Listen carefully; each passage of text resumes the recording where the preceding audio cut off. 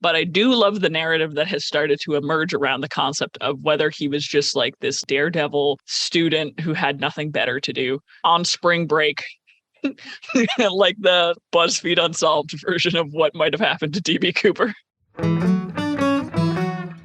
Welcome to Keep It Fictional, a weekly podcast for book lovers by book lovers.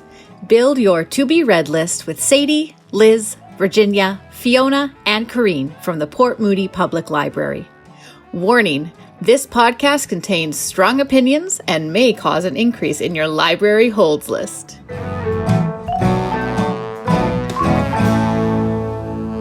Is there such thing as a perfect crime?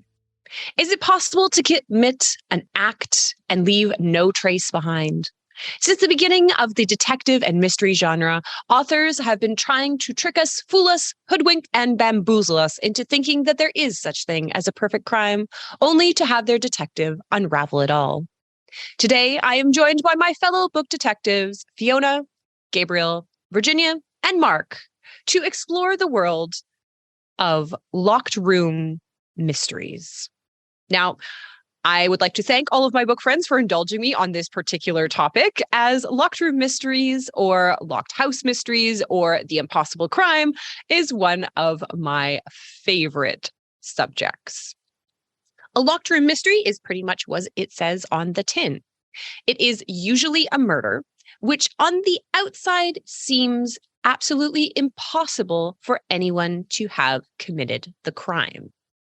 For example, it might be in a room with no windows and a door that is locked from the inside, and yet somehow a horrible, horrible stabbing murder has been committed, seemingly without a perpetrator. What happens next is a battle of wits between the detective and the murderer, but also a battle between the writer and the reader, and therein lies the fun.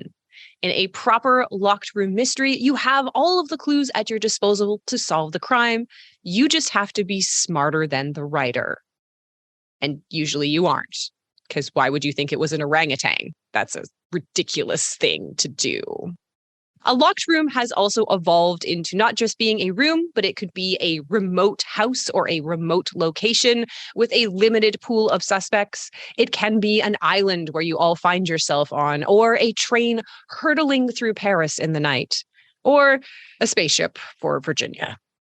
The roots of this genre go back debatably to Edgar Allan Poe's Murder in the Rue Morgue in 1841, but one could also make a shout out for Sheridan Le Fanu, A Passage in the Secret History of an Irish Countess, which sounds like a euphemism, but I am assured is a mystery novel. Some of the classics of the mystery genre encompass this idea of locked room mystery because they are so fun to read. For example, Arthur Conan Doyle has done several of these, including Adventure of the Empty House. Gaston Leroux did Le Mystère de la Chambre Jaune. Father Brown by Chesterton has several of these because they are so fun to puzzle out. Arguably, some of the classics, the pure chef's kiss of this are The Hollow Man by John Dickinson Carr, Murder on the Orient Express by Agatha Christie, and even though Virginia might have some feelings about it, The Tokyo Zodiac Murders by Soji Shimada. We are gathered here today to choose 5 excellent locked room mysteries. I can't wait to see what my fellow book friends have chosen and in what genres. And I also want to know whether they solved the mystery before the end of the book. So we are going to turn our attention over to Detective Gabriel. Detective Gabriel, what case do you bring to us today? So, locked room, check. Mystery, kind of. Definitely locked room murder. Definitely locked room murder. And I suppose if we count maybe the mystery of the human psyche, in which case I think I solved it quick-ish. I just had to kind of just figure out what little combination of isms I was looking at. So it is a delicate process, but mine might be the least mystery, but also potentially the most locked room in a traditional sense. And so I think it might balance it out, because for my take on a locked room mystery, or as I might just say, a locked room murder, because I don't want to lie, I chose Reprieve by James Han Mattson. So, have you ever done an escape room? What about one with a horror theme? No? Well, welcome to Quigley House, which is a full contact horror extravaganza. What is full contact horror? Well, in normal haunted houses, you don't touch the actors and they don't touch you. But in a full contact haunted house, they touch you and you still can't touch them. This could range from light hairbrushes to lawsuits I read about while reading this book. But putting aside all of the legal questions that come with such a concept, why would you willingly go into a place that's likely to give you PTSD, if not any other variety of truly terrible circumstances? It's one of the questions that Mattson tries to answer in Reprieve, but it's not necessarily the only thing that this book explores. And as is mentioned, there is a murder. So, as far as I know, in real life, in these kinds of haunted houses, I don't believe anybody has been murdered. So you're not signing up for that if you go to one. But definitely in this book, it kind of happens. So Mattson mentioned in an interview about this book when I was looking up going, is this real? Like, where did he get this from? Is this coming from his mind? Which a lot of it is. But he said that he originally was going to set the whole book in Thailand before he saw an ad for one of these full contact haunted houses and was curious about the sort of people that would do one. So it is based on a real place. It's McCamey Manor in Tennessee, which is actually, I did more research on it. It's worse than the one in the book. So other than the fact that there's someone who gets murdered, the actual haunted house in this book, which is quite bad, is nowhere near as bad as that real one. So obviously only look that up if you have a strong stomach, but it is interesting. He maybe went easy on us with this one. The book it's actually marketed half incorrectly as horror. We don't have it cataloged as horror though, which is the correct way of thinking about this book. It's got sort of a social horror in the same vein as maybe like a Parasite or a Squid Game. And towards the end of the book, that's really when the escape room aspect really picks up. And there are some pretty horrific things that are done to our protagonists. But a lot of the book is actually just about the lives of the people who decide that they want to go through this haunted house. So Quigley House is a challenge that you can complete. If you can gather together a group and get to cell 6, you win $60,000 and a t-shirt. So pretty good deal. And at any time, you can call out the safe word, which is Reprieve. And it's also the title of the book, to be let out of the challenge. Only one group has ever managed to get through before. Most chicken out after the first cell. But $60,000 is a lot of money. And they stand a chance if they can work together as a team, right? And the one in real life, no one has ever completed. No one has ever been able to get through the full 8 hours and multiple US states that crosses.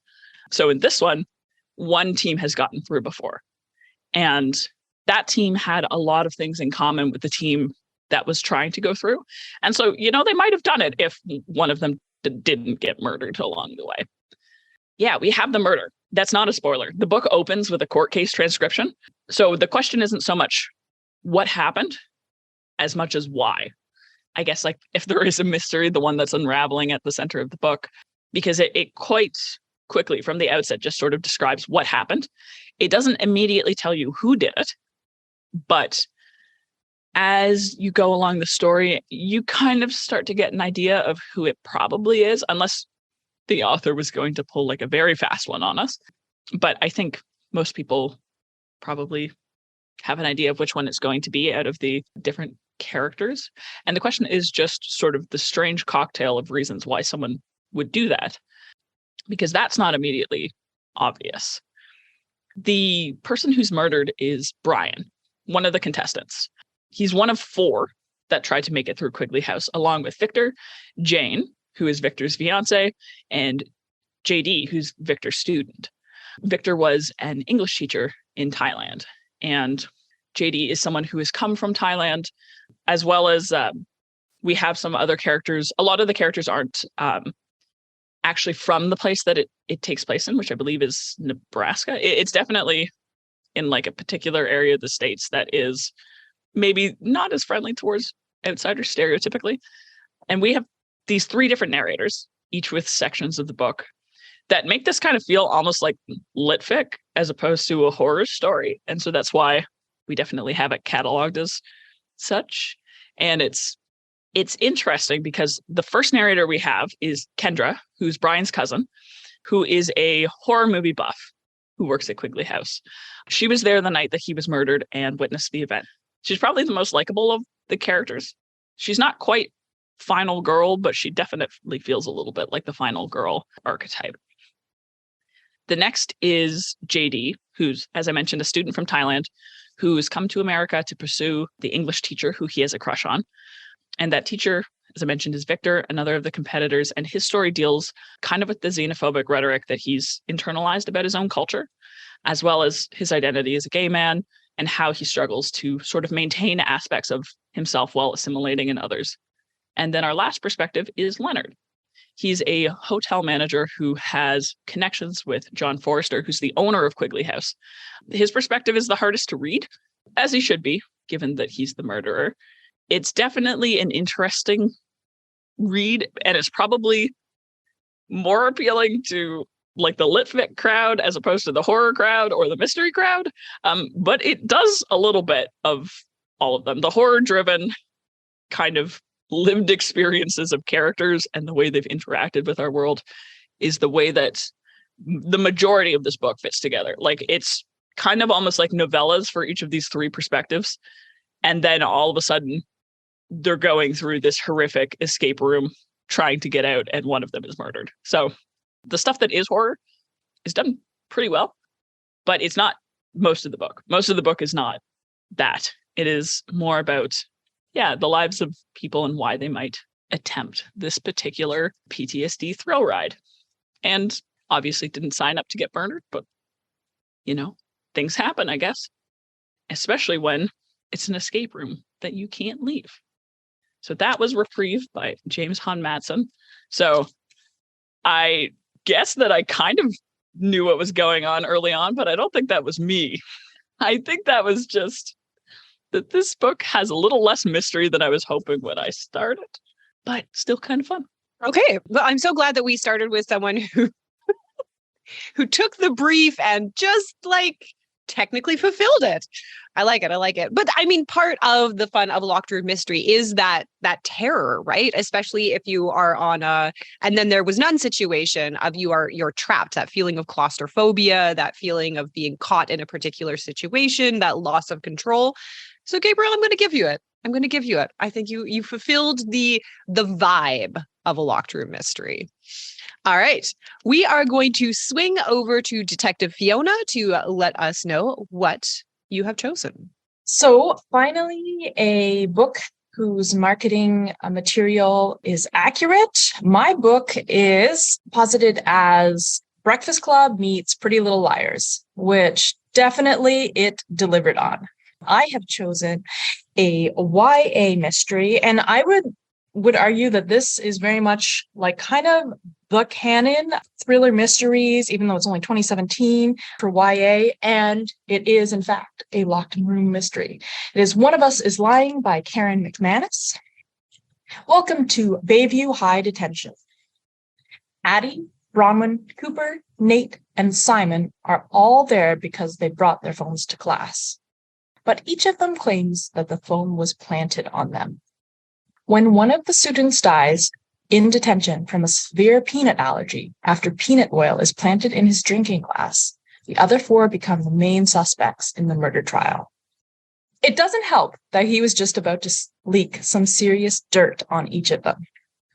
So though the students think fast to save their classmate, all of the EpiPens have been removed from the school's nurse's office, and there was a car accident right before he choked to death. So there is definitely an indication of some tampering happening in this scenario being set up. Addie is with the popular crowd. Her jock boyfriend means everything to her, despite his controlling nature. Bronwyn is brainy but beautiful. Can they please stop talking about how beautiful she is? And seems to be buckling under the pressure of her need to be perfect for her family. Cooper is an all-star baseball player who's just trying to live up to his dad's expectations. Nace is a bad boy. This was like the most Breakfast Club aspect of it. He rides a motorcycle and he's on probation for dealing drugs. He like pretty much just walked right out of a stereotype. And Simon is the kid who writes scathing articles about his classmates and posts them on a gossip news app. Another kind of aspect that felt a bit Breakfast Clubby is as the mystery deepens, the surviving students are thrown together to form a clique of outsiders who are frankly quite charming.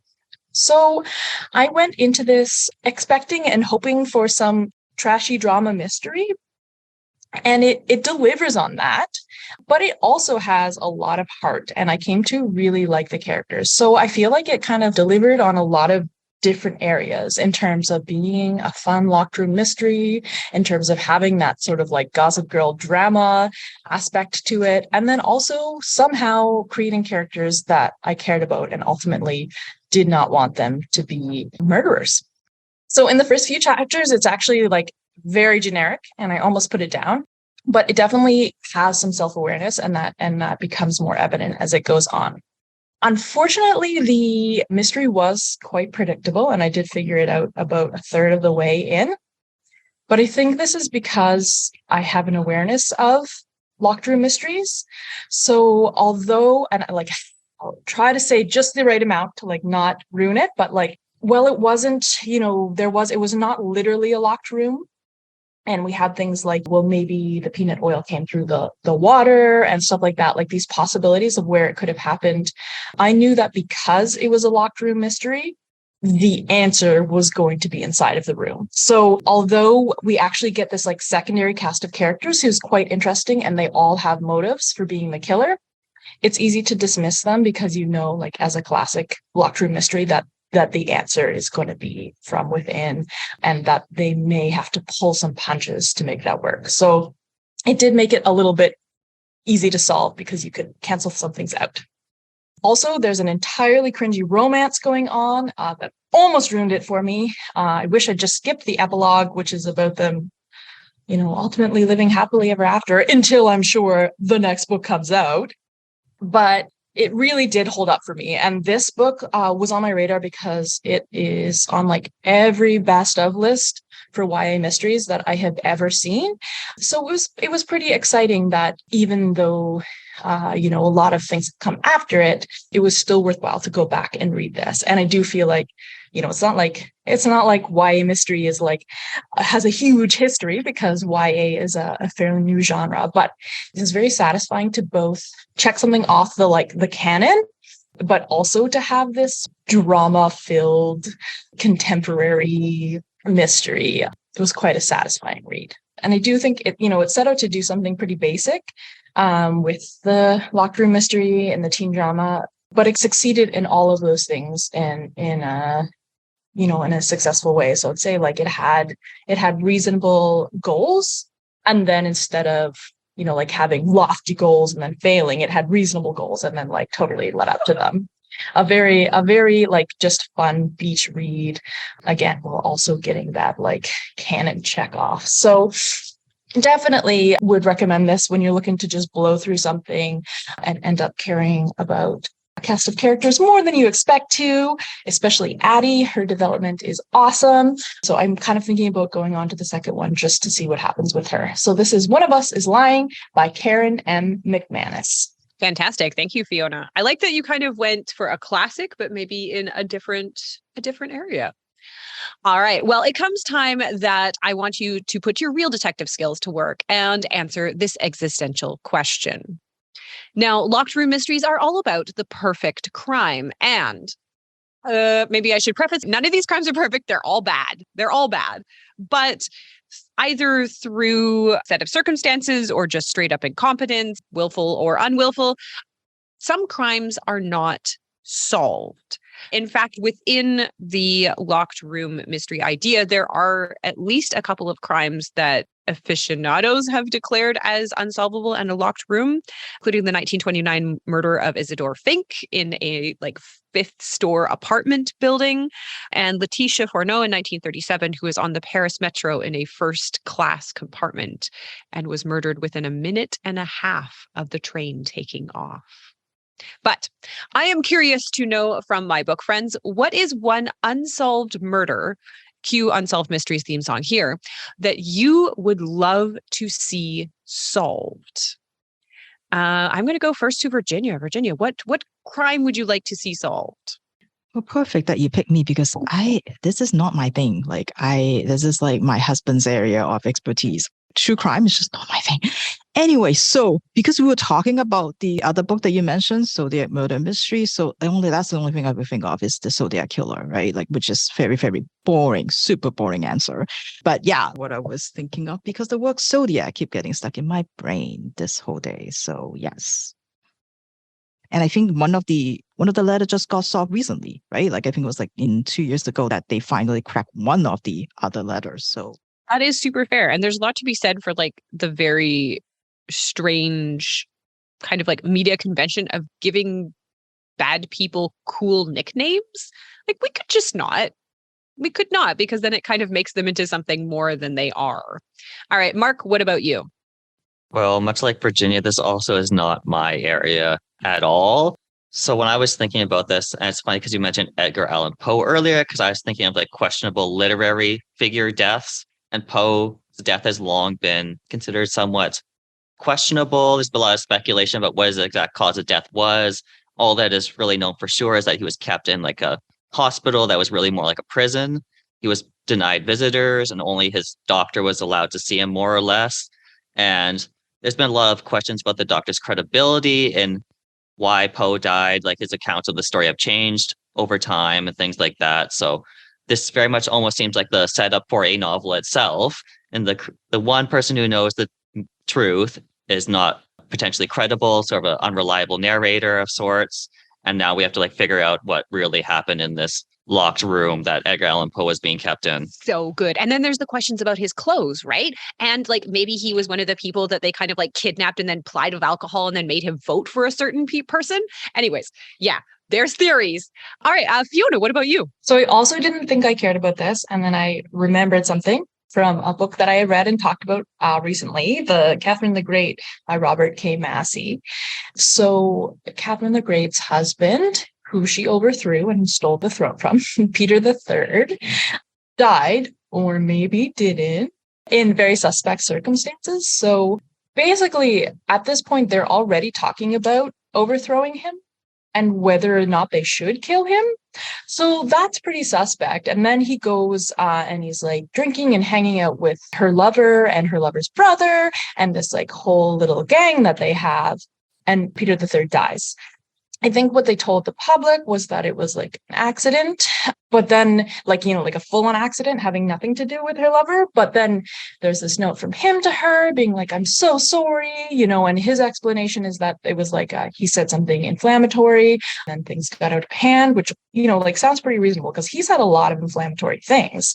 And then there's just, also the idea that this note is just covering up the fact that Catherine did know about it and this was their whole plan and this was a great way to kill him. And of course, this follows her throughout her reign and nobody really knows. And I don't think we ever can know. But then it also comes back to bite her because this guy comes back and pretends to be Peter III.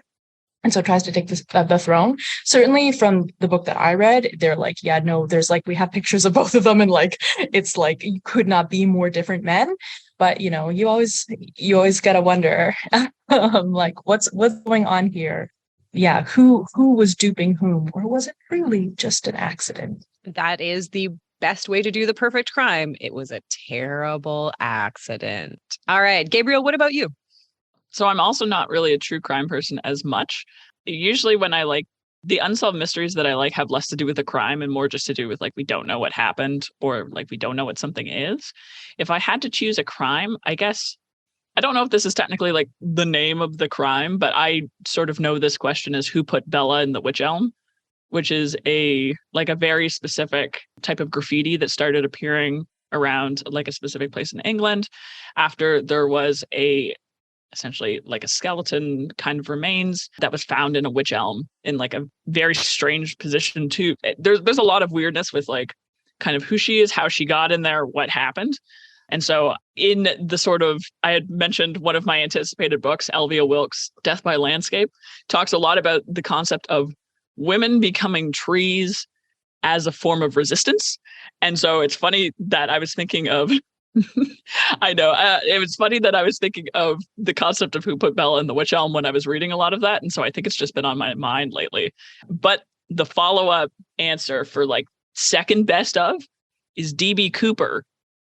Not because of the fact that I think D.B. Cooper was particularly impressive or I care that much, but I do love the narrative that has started to emerge around the concept of whether he was just like this like daredevil student who had nothing better to do on spring break, like the sort of like BuzzFeed Unsolved version of what might have happened to D.B. Cooper. So I think that one has the potential to be kind of fun if we find out. Nice. He definitely died jumping out of that airplane.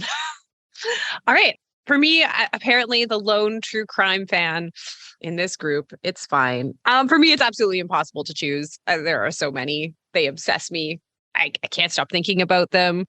But I mean, I to kind of go with Mark's, I could ask about like the potential murder of Vincent van Gogh. So there are questions as to whether it really was that or whether it was, again, a horrible accident perpetrated by children playing cowboys who accidentally murdered Vincent van Gogh.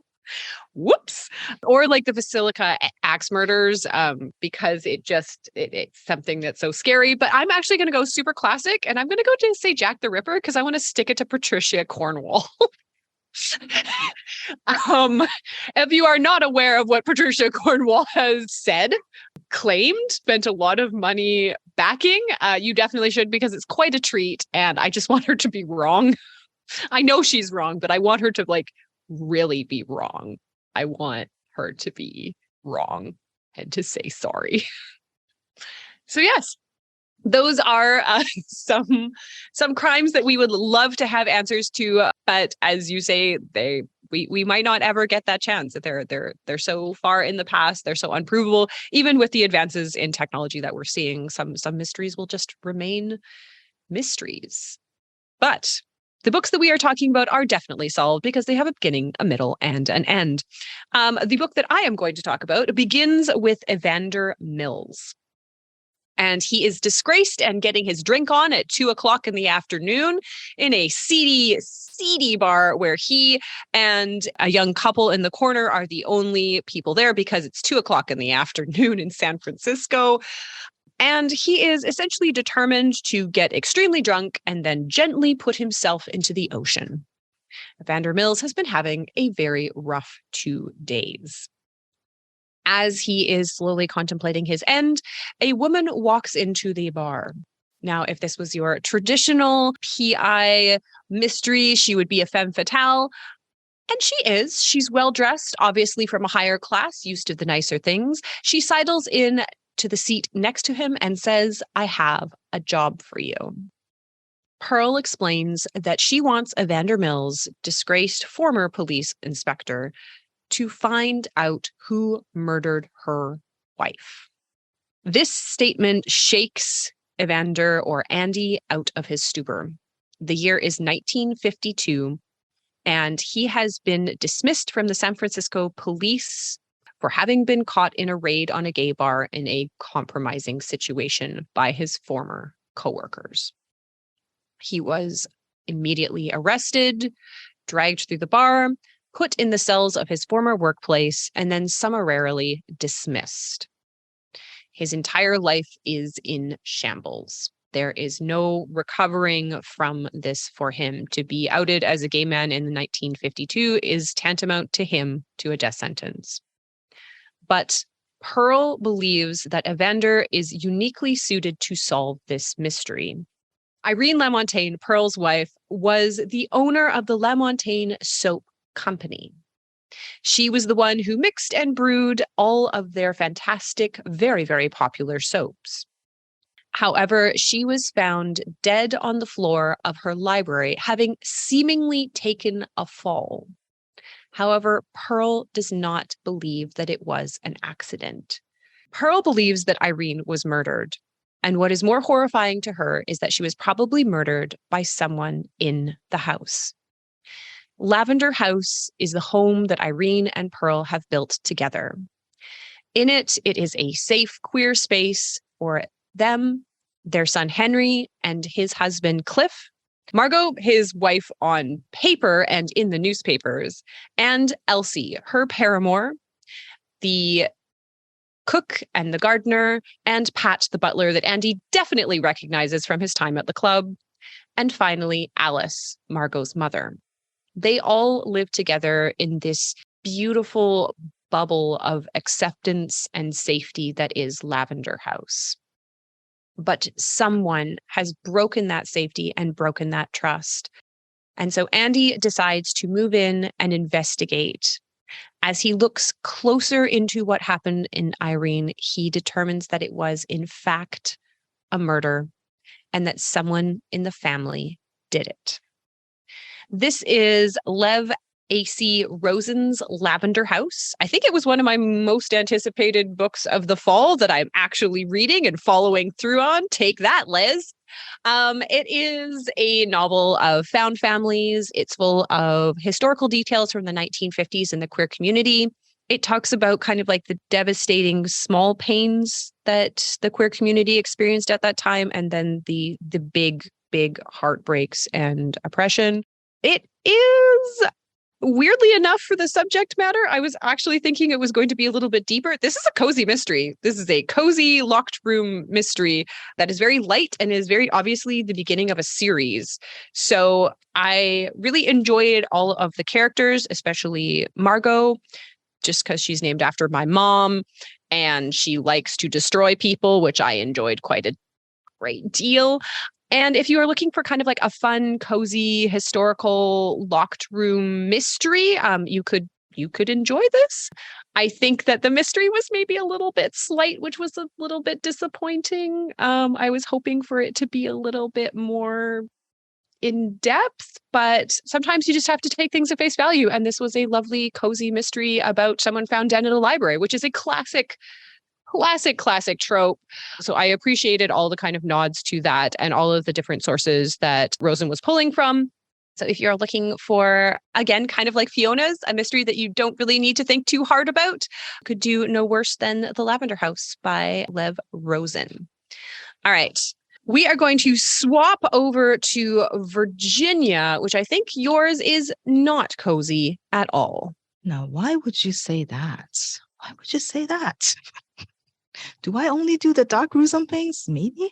Anyway, this assignment actually brought back lots of memories because the first sort of adult fiction that I read as a librarian was probably mostly in mysteries and thrillers. And one of my go-to, of course, is Japanese mystery novels. Read a lot of those, watched a lot of those dramas. And one of my favorite was The Devotion of Suspect X by Keigo Higashino.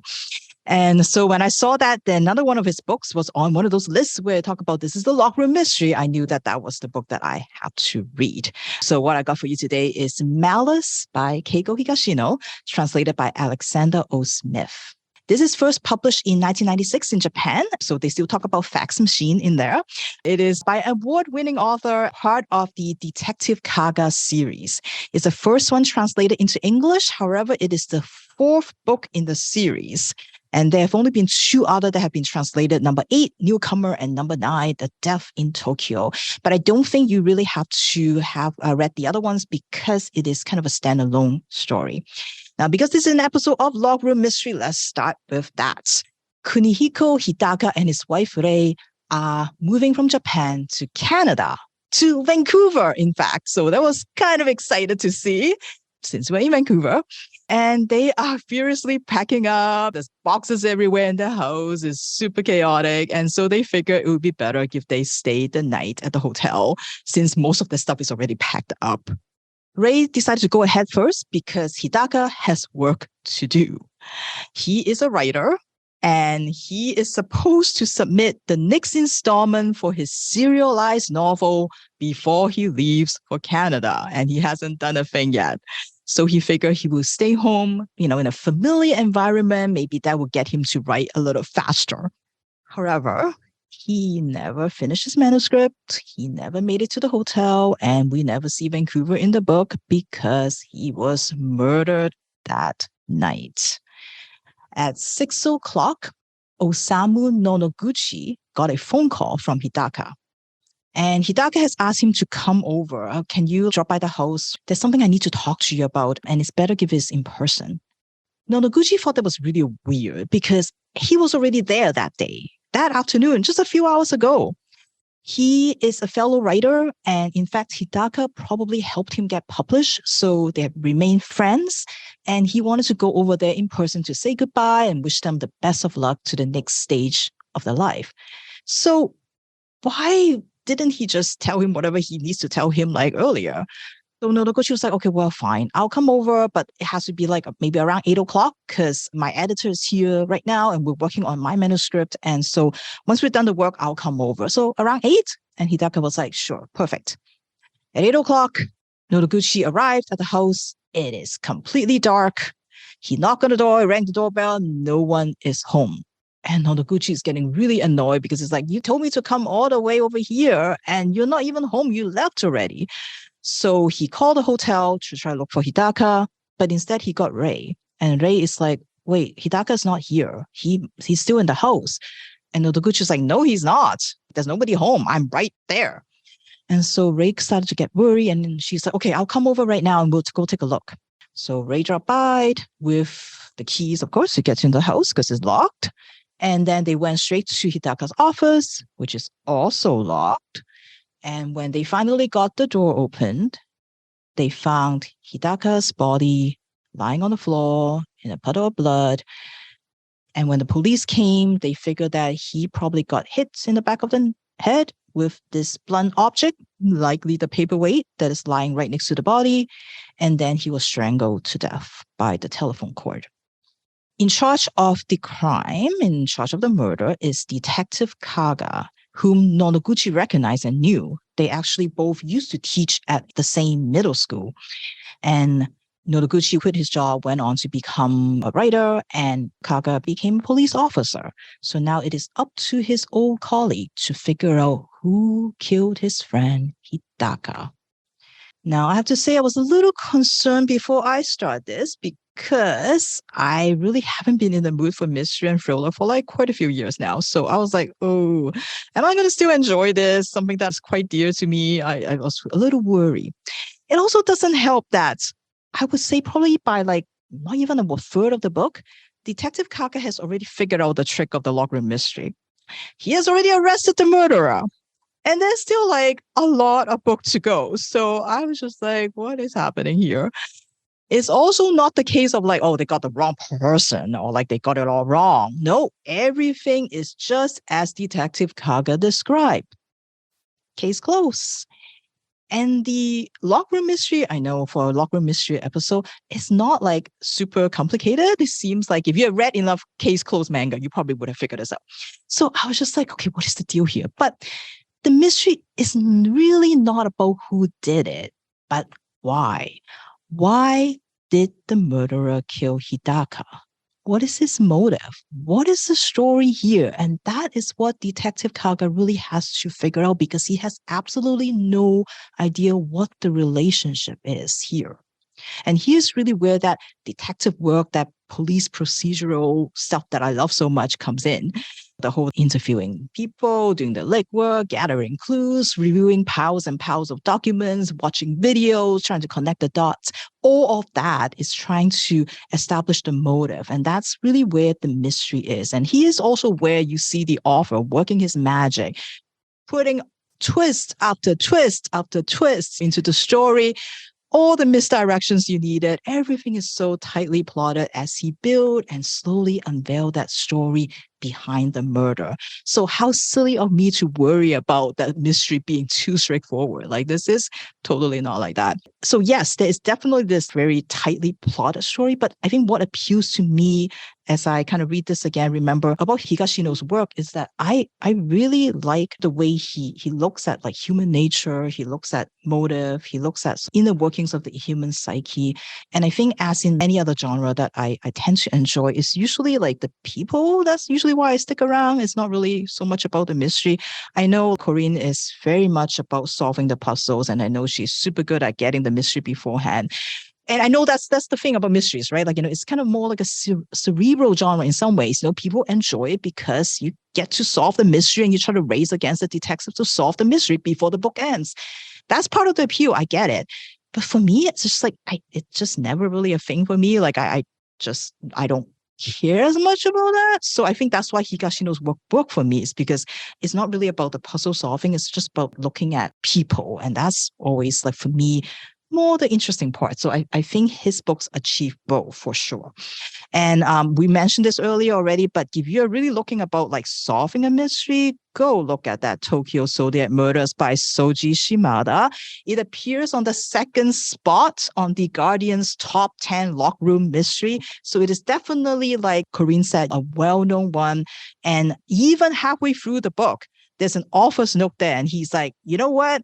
I have already given you all the clues. Everything you need to solve this mystery has been presented. And can you do it before the book ends? So he's like taunting the readers to solve that mystery. So if you're really into kind of that puzzling thing, then look at that. But I have to say, that one's a lot more gruesome in some ways when you really think about it than Malice. Surprisingly, Malice is really not gruesome, but it's pretty dark in the concept side of things. So if you have never read a Japanese mystery novel, well, there are many for you to discover. And I highly recommend you to check out Keigo Higashino's book.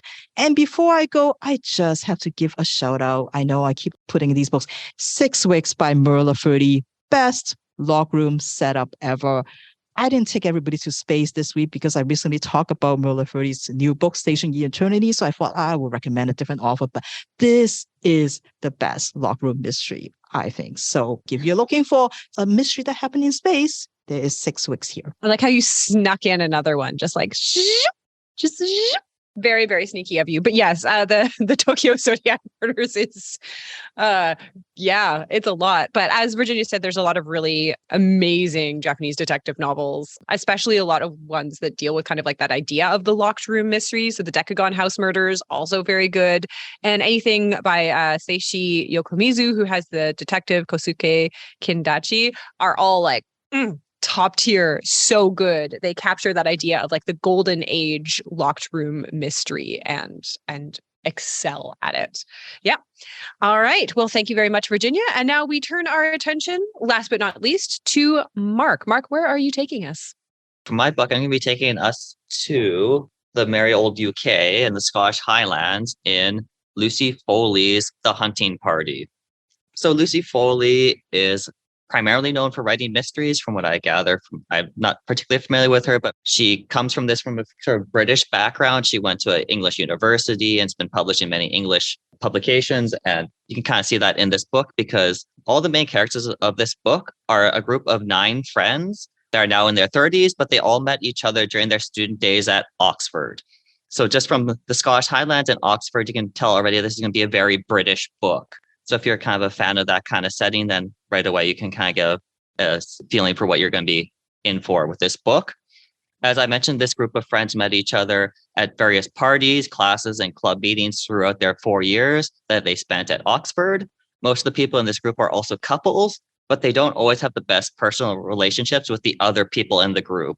So it's sort of like a classic case of my partner is friends with so-and-so, but I actually kind of hate so-and-so, and I only talk to them because they're friends with my partner. This has led to some rocky points in the group's history, with various people sort of teetering on the brink of leaving the group, but still remaining because of their history and or liking for other people in the group. Because this group originally formed during their lives at Oxford, and each person's school life in one form or another after graduation, they weren't able to spend quite as much time together. To try and remedy this, they've developed a tradition where each year they reunite for a special New Year's trip along the weekend to catch up, reminisce, and spend their precious little vacation time together as a group, as they all now have like their own professional careers. They've moved to different parts of the country and various things like that. So it's kind of like a special time for them to reunite for a few days of the year. I'm going to quickly introduce you to these 9 people. I can't really give you like a full psychological profile of all of them as much as I would like to, because it very much is an important part of this book is the different relationships between the characters, but that would take much too long. So I'm just going to give you like a little postcard version of these characters. So the first couple is Emma and Mark. Mark is sort of like the hot-headed, kind of macho, in-your-face kind of guy. He's very like traditional masculine type of person. That's kind of his personality type, very much gets displayed during this book. And Emma is Mark's girlfriend, and she's sort of been stereotyped in this group as the new girl, sort of quote unquote. No matter how long she's known everyone, she's been friends with all of them for more than 10 years, but she sort of had very loose ties with the rest of the group because she's kind of like the newest person to come into this group. So her ties has mostly been with Mark, and the other members of the group have been somewhat loose and tenuous. There's Beau and Nick, the gay couple. Nick being the sort of Oxford heartthrob who got all the attention at school, broke so many hearts when he came out, and then started going out with Beau. And Beau is his American boyfriend who he met as he was studying abroad at Oxford, and that sort of later developed into a relationship with Beau staying in England to be with Nick. There's Samira and Giles, the new parents to a 6-year-old girl named Priya, who they've brought along on their trip. And this is much to the chagrin of the other members of the group, who resent having to be with a little whiny nuisance on their little vacation trip with each other. There's Miranda and Julian, one of the longest term couples in the group, and have been married for several years now. Julian works in finance and banking. He's also began to dabble in insider trading on the side, which mortifies Miranda.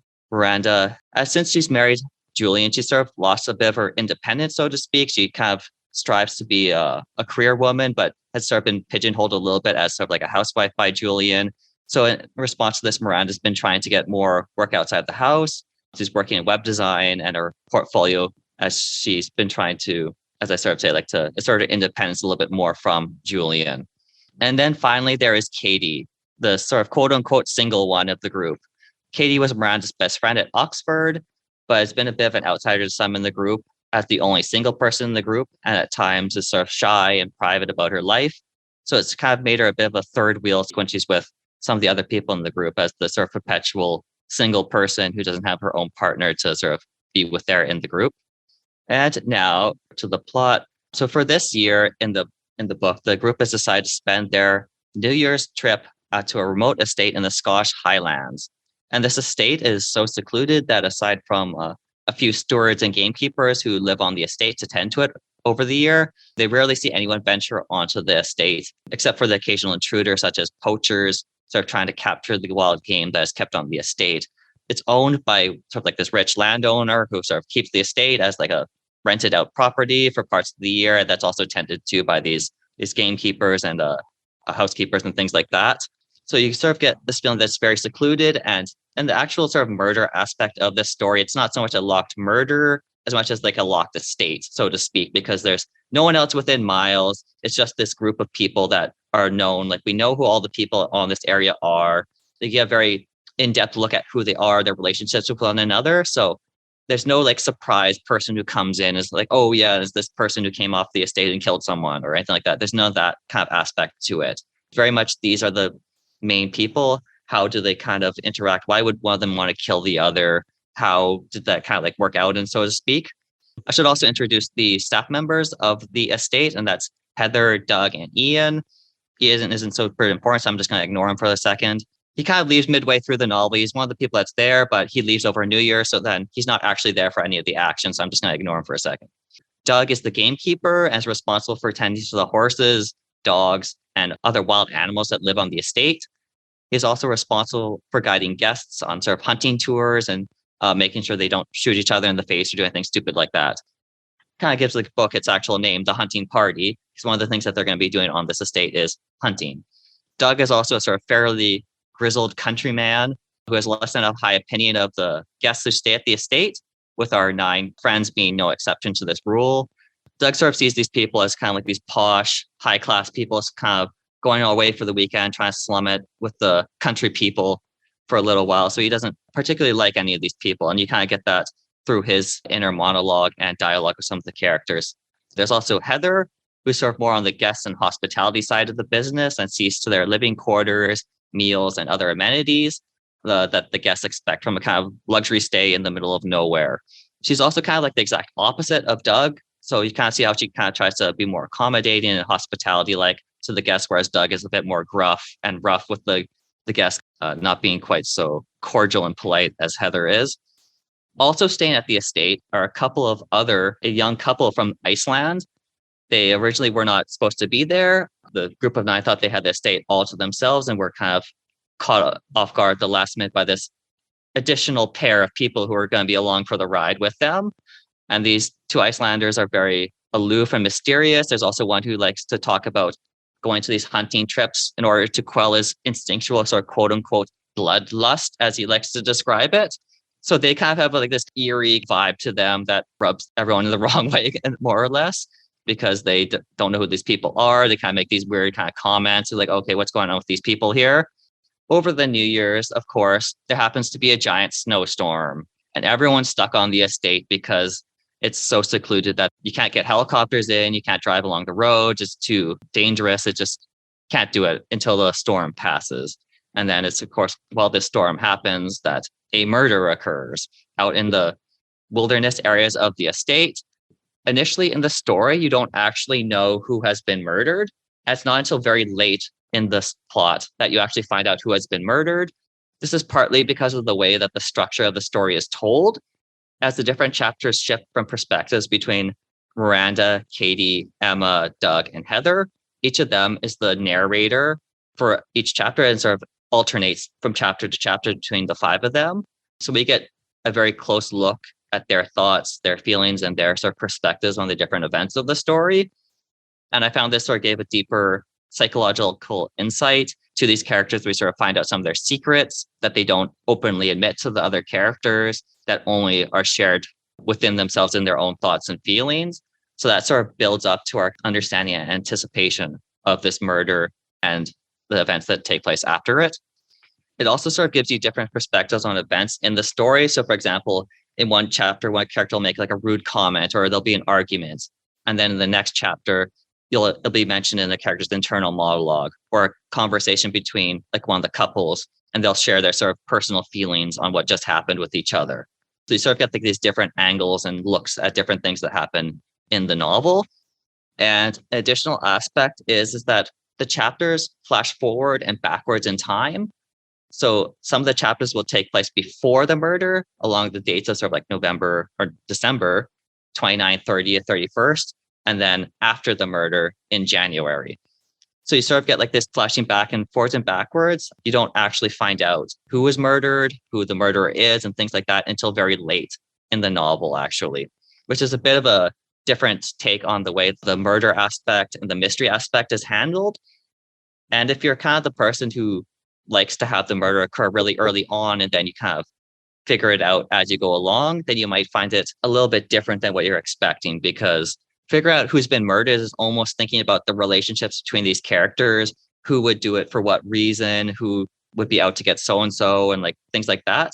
So it's kind of puzzling over these relationships more so than like specific clues, like footprints in the snow or like a gun found wherever and things like that. So it's a slightly different take on puzzling out the mystery aspect of the story.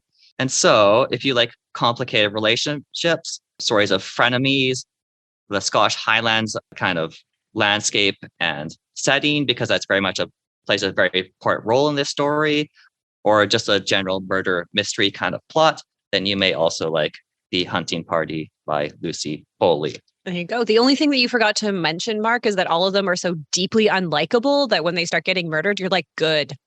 Yeah. This is for the best. You all shouldn't hang out together. All right. Well, thank you so much for all. We've been in this room the whole episode. Who did it? Oh, You're supposed to die now. I was poisoned by my tea. Well, it's always the most unlikely person. So probably. Ooh. Gabriel. Weirdly enough, we have had this conversation at work.